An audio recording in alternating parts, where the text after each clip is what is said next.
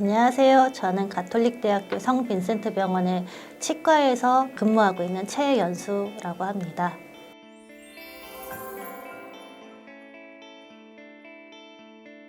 오늘은 턱뼈에 생기는 골수염에 대해 이야기해 보겠습니다. 몸의 여러 부위에 염증이 생길 수 있지만 뼈에 염증이 생기는 것을 골수염이라고 합니다.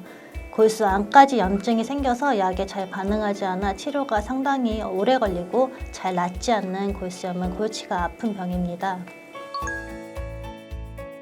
골수염에 걸리게 되면 욱신거리는 통증이 있고 잇몸이 붓거나 고름이 나기도 합니다. 염증이기 때문에 턱에 열감이 있고 빨갛게 부어오르기도 합니다.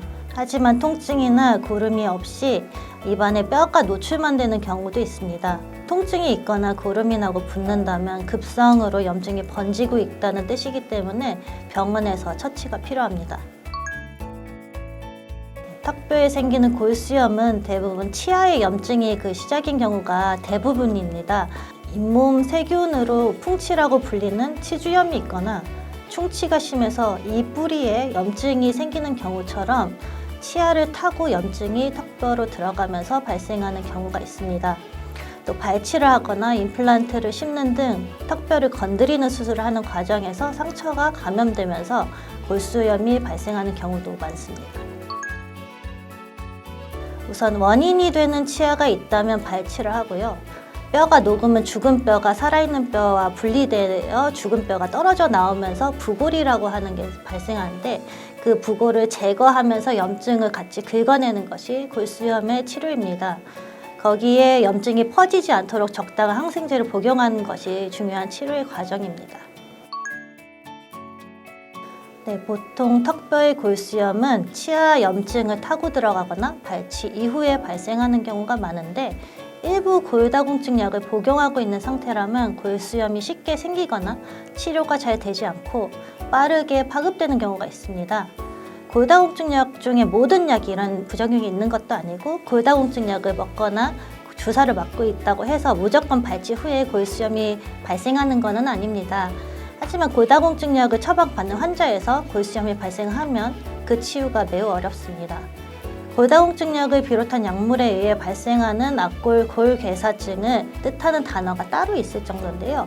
보통 물운주라고 해서 주로 골다공증 약을 복용한 환자에서 발생한 악골의 골수염을 말하는 단어도 있을 정도입니다.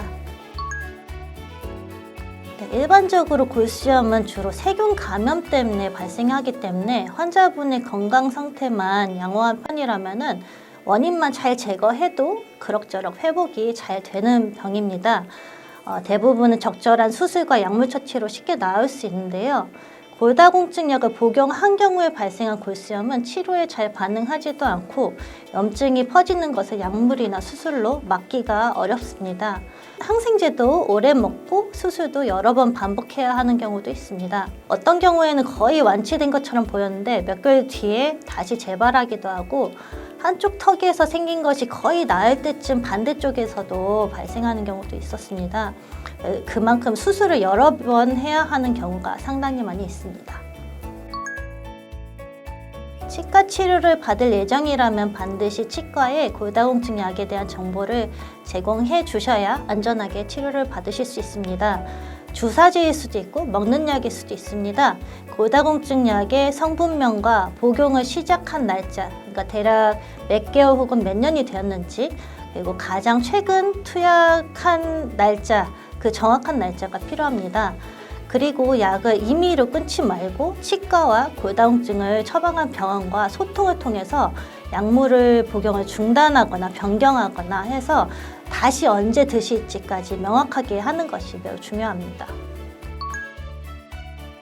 저희 치과를 찾아오신 분들 중에서 골다공증 약을 투약받고 오신 분들이 많은데요.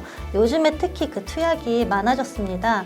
골다공증 약이랑 치과 치료에 대한 연관성을 아직은 사람들이 잘 모르시고 계셔가지고 나중에 치과 치료가 어려워지는 경우가 많이 있습니다. 때문에 골다공증 약을 복용하시거나 주사를 맞고 계시는 분들이 계시다면은 이 약이 치과 치료에 안전한 약인지 한 번쯤은 치과를 방문하셔서 꼭 확인을 받으셨으면 좋겠습니다.